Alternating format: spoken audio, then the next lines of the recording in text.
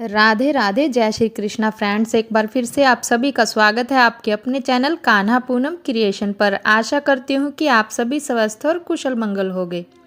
आज की वीडियो में हम पूजनीय महाराज अनिरुद्धाचार्य जी से जानेंगे कि घर गृहस्थी में हमें किस प्रकार से कार्य करना चाहिए, पति पत्नी दोनों को मिलकर किस प्रकार से अपने जो घर परिवार है उसको चलाना चाहिए।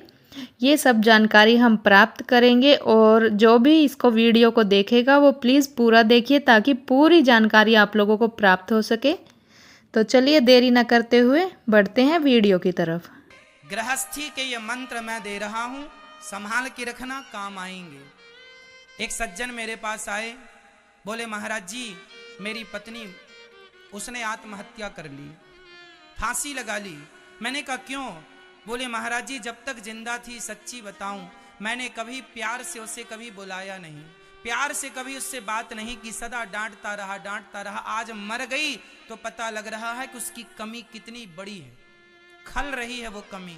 उसकी कमी केवल वही पूरी कर सकती थी, अब कोई नहीं कर सकता। जब तक जिंदा है प्यार कर लो, श्वासों का कोई भरोसा थोड़ी है कब किसकी पूरी हो जाए। इसलिए कह दो प्यार से कि तुम अच्छी हो, मरने के बाद फिर किससे कहोगे? उसकी तस्वीर से कि तुम बहुत अच्छी थी? अरे जीते जी उससे ही कह दो।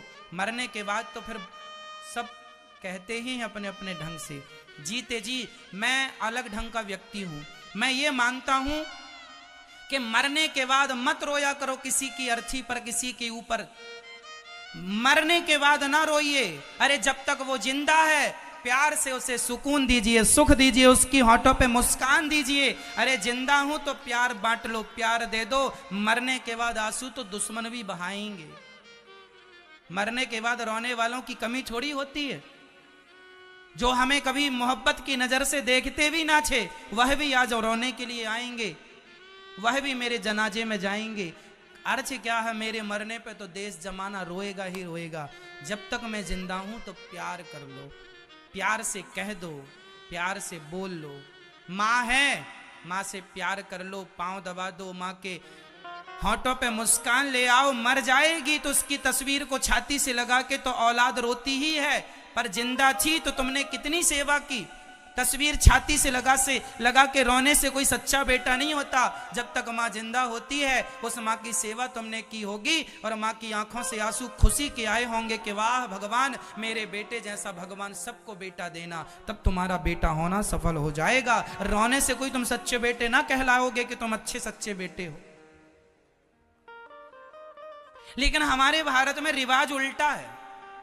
यहां बहुएं सास की सेवा, जिंदा सास है, बहुत सारी बहुएं तो अपनी सास की सेवा अच्छे से करती हैं, खूब ख्याल रखती हैं। उन बहुओं को तो मैं प्रणाम करता हूं और उन बहुओं की चरण धूली तो माथे पे रखता हूं। लेकिन कुछ बहुएं ऐसी हैं जो अपनी सास को एक गिलास पानी और 2 रोटियां भी नहीं देती। बूढ़ी माँ अकेली बना के खाती है, पांव चलते नहीं, हाथ चलता नहीं, शरीर चलता नहीं, 2 रुपए की कमाई नहीं है। सरकार के वो वृद्धा पेंशन के भरोसे जिंदा है, 600 500 300 रुपए महीने के। उस पर क्या उसकी रोटियां पक जाएंगी? तुम अपनी माँ को रोटियां नहीं देते, सासू माँ को। और जब सास मर जाती है तो वही बहुएं जो गिलास भर पानी नहीं देती थी वही फ्रंट में बैठ बैठ कर रोती हैं, सासू माँ मर गई, सासू माँ। काहे रो रही हो? ये नाटक किसे दिखा रही हो तुम? क्या भगवान जान नहीं रहा है कि तुम कैसी बहू हो? दुनिया वालों को बेवकूफ बना रही हो कि खुद बेवकूफ हो?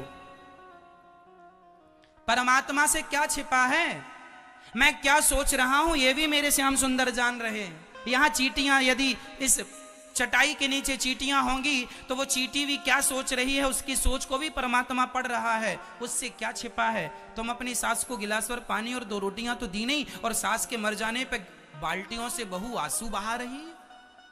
इतना पानी ही पिला दिया होता तो कुछ दिन और जिंदा रह जाती तुम्हारी सास।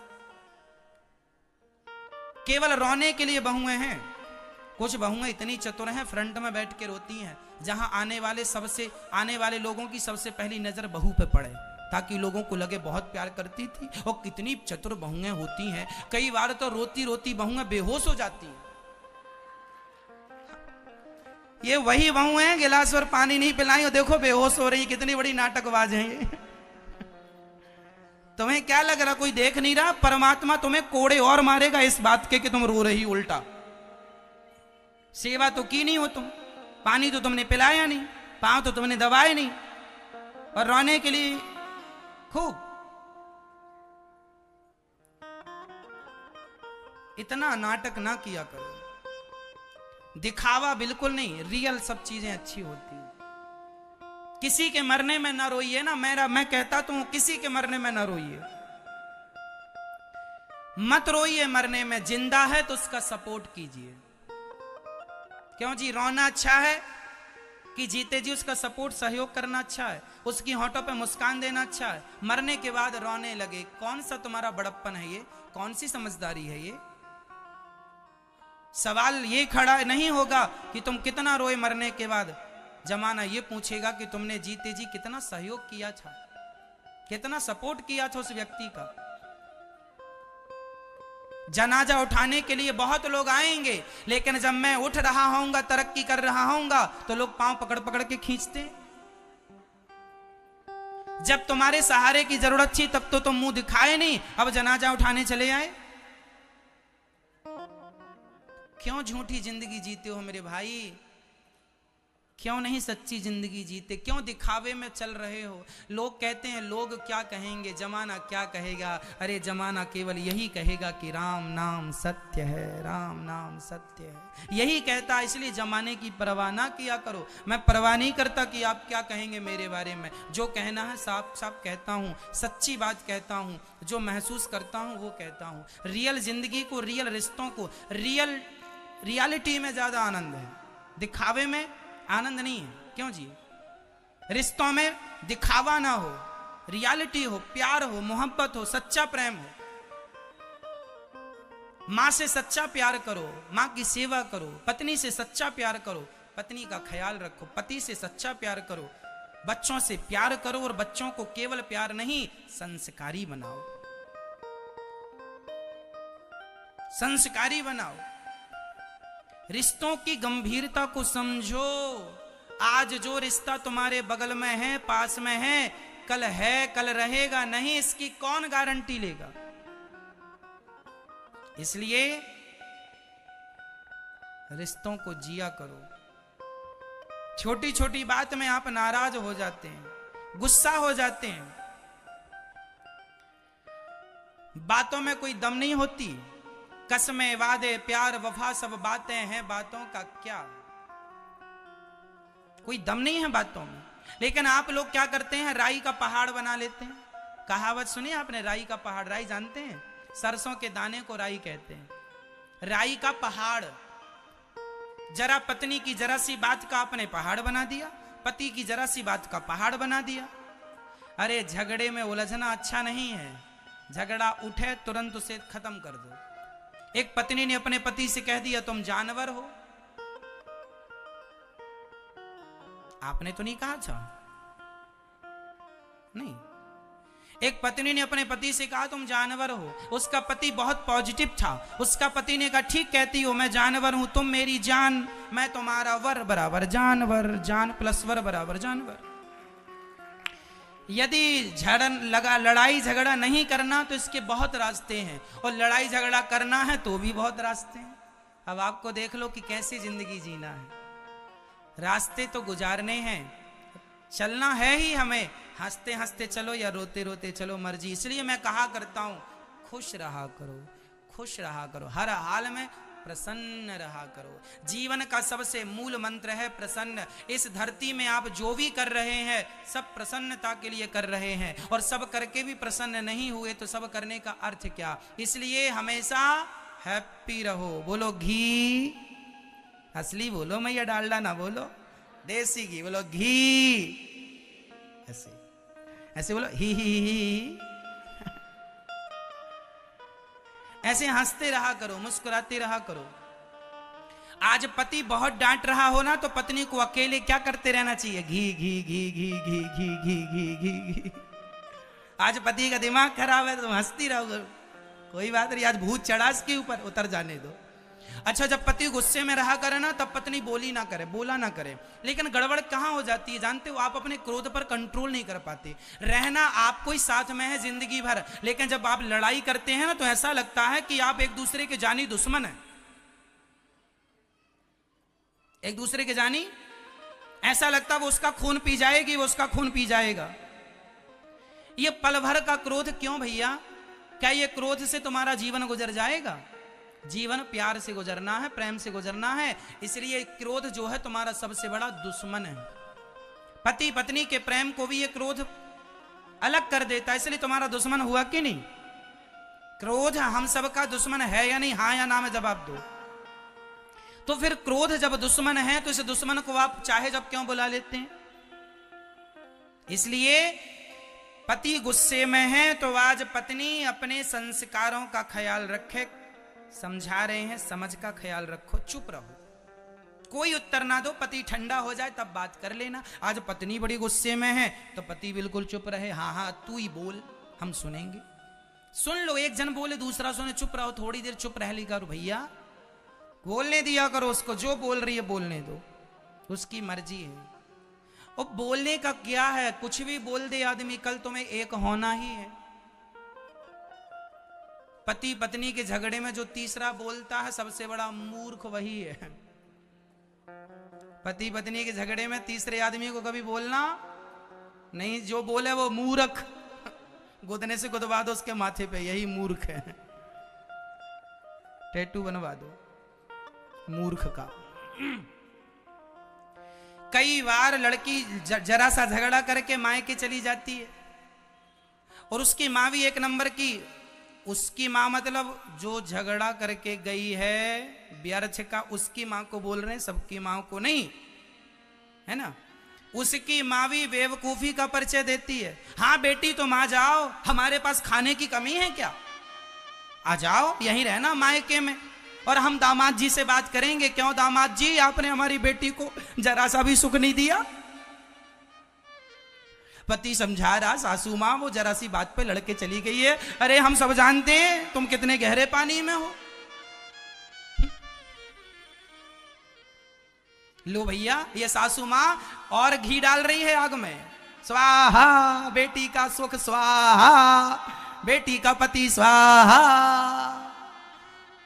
बेटियों का घर बर्बाद करने में माताओं का बहुत हाथ होता है, मम्मी का, माँ का। सारी माओ का नहीं, 95% माओ का। क्या गलती होती है रिश्तों में, बताता हूं। बताओ किसके घर में झगड़ा नहीं होता, ये बताओ। ऐसा कोई घर है जिसके घर में झगड़ा ना हो? अरे सबके घर में झगड़ा होता है, लेकिन बेटी झगड़ा करके आई तो माँ ने बेटी का पक्ष तो सुन लिया। अरे माँ तुम्हें समझाना चाहिए बेटा, तुम्हारा ससुराल ही तुम्हारा घर है। कोई छोटी छोटी बातों में, हाँ बेटी के ऊपर कोई बड़ा अत्याचार हो रहा, कोई बड़ी बात हो तो आपका बोलना उचित है, बेटी का पक्ष लेना सही है। कब? जब कोई बहुत बड़ी मुसीबत बेटी पर पड़े। पर जरा जरा सी बात में तुम बेटी का पक्ष लोगी, और नहीं नहीं अब तो बेटी ससुराल जाएगी नहीं, मेरी बेटी क्या मेरे लिए बोझ है। इस तुम्हारे घमंड के चक्कर में कितनी बेटियां मायके की मायके में रह गई, लौट के नहीं गई ससुराल, तुम्हारे इस अहंकार के कारण। जो तुम बोलती थी मेरी बेटी बोझ है क्या, और तुम तो मर जाओगी अभी कुछ दिन बाद। तुम्हारी बेटी, मैं तुम बेटियों से भी कह रहा हूं कि जो तुम अपने पति को छोड़कर माँ के पास चली जाती हो ना, तो माँ जब मर जाएगी तो बताओ कहाँ रहोगी? तुम्हारा भाई, तुम्हारी भौजाई तुम्हें जीवन भर रोटियां देंगे? भौजाई ताने मारेगी कि अपने पति की तो हो ना सकी, मेरी हो जाएगी। खा लो, सहन कर लोगी ताने भाई भौजाई के। इसलिए हाथ जोड़ता हूं, रिश्तों को बना लेना सरल है, निभा लेना कठिन है। आज भारत में रिश्तों को निभाना सिखाया ही नहीं जाता। हमारे रामचरितमानस में लिखा है, जब माता सीता विदा हो रही थी तो माता सीता की मां समझा रही हैं, बेटी आज से तेरा पति ही तेरा भगवान है, आज से हम तेरी मां नहीं, तेरी सास तेरी मां है, तेरा ससुर तेरा पिता है। पहले की मां अपनी बेटी को विदा करने से पहले समझाती थी, बेटी अब तेरा मरा हुआ शरीर वापस आएगा तो रख लूंगी, पर जीते जी वापस ना आना। अब ससुराल ही तेरा घर है, वहीं जीना है, वहीं मरना है। तेरा ससुर तेरा पिता है, तेरी सास तेरी माँ है, हमें भूल जाना। और दो बातें घर में होती हैं बेटी, चुपचाप सहन कर लेना, सास को उत्तर ना देना, जिठानी को उत्तर ना देना, बर्दाश्त करना बेटी। रिश्तों में बर्दाश्त करना होता है, सहन करना बेटी, सहन करना होता है। तब की माँ कहती थी बेटी सहन करना, और आज की बेटी कहती है कुछ भी हो बताना, गुंडे भिजवाऊंगी। तो ऐसे में तुम रिश्ते चला लोगी? बेटियों के रिश्ता काहे बर्बाद कर रही हो? क्यों बेटियों की दुश्मन बनी पड़ी हैं ये माताएं? बताओ, रिश्तों को चलाने में समझदारी चाहिए कि नहीं? और सबसे जरूरी चीज है सहनशीलता। बताओ, रिश्तों में सहन करना जरूरी होता है कि नहीं? अरे पति भी डांटता है, कई बार तो गाली दे देता है पत्नी को, तो क्या तुम भी पति को गाली दे दोगी? इससे तुम समझदार कहलाओगी? कुत्ते ने तुम्हें काटा तो तुम भी काट लो, हिसाब बराबर।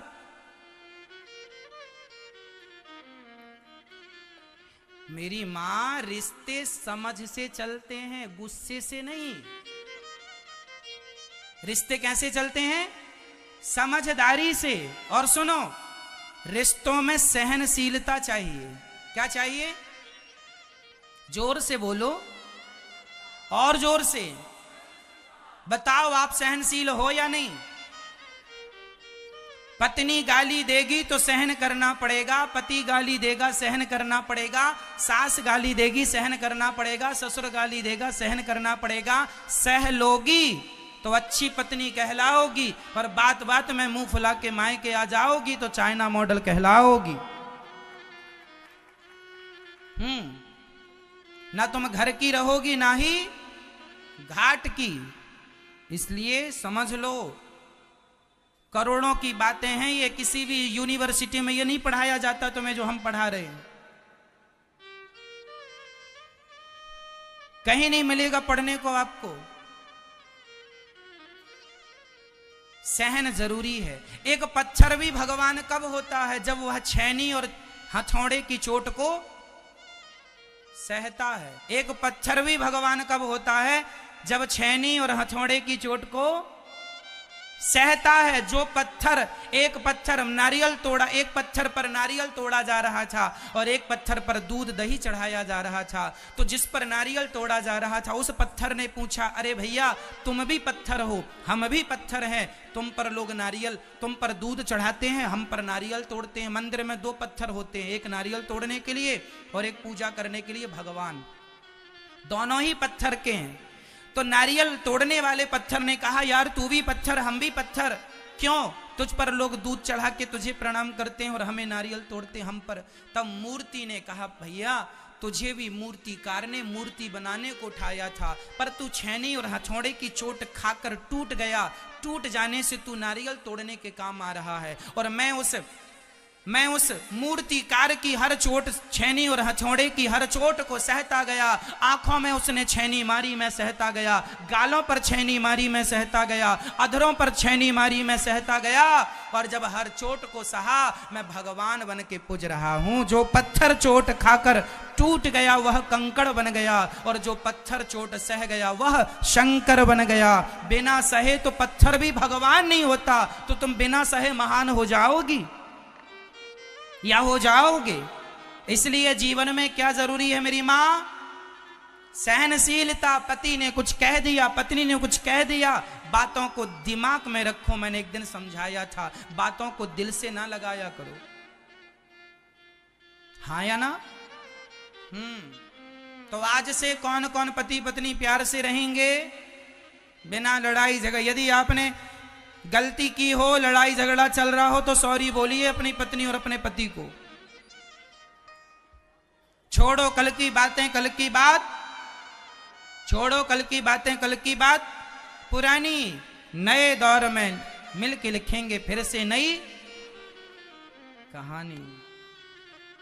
मिलजुल के रहो भैया। जहां सुमति तहां संपत्ति नाना, जहां कुमति तहां विपत्ति निदाना। आप सभी पति लोग अपनी पत्नी को रोज आई लव यू बोलेंगे।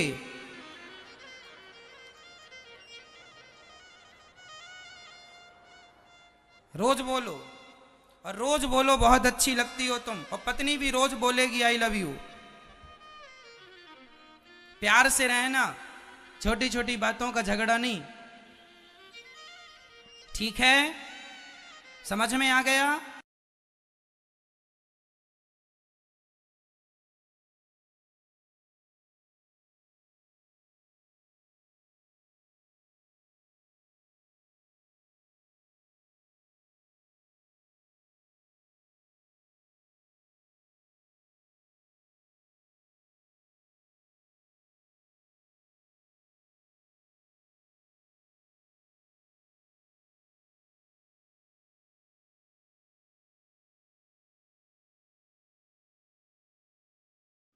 आशा करती हूँ कि आप सभी को ये वीडियो अच्छी लगी होगी, तो प्लीज़ वीडियो को लाइक, कमेंट और शेयर करना बिल्कुल मत भूलिएगा। और जो हमारे चैनल पे पहली बार आए हैं वो प्लीज़ चैनल को सब्सक्राइब करके बेल आइकन ऑल पे प्रेस करना, ताकि आने वाली वीडियो का नोटिफिकेशन आपको सबसे पहले मिले। राधे राधे। जय श्री कृष्णा। कान्हा जी की कृपा आप सभी पर सदैव बनी रहे। राधे राधे।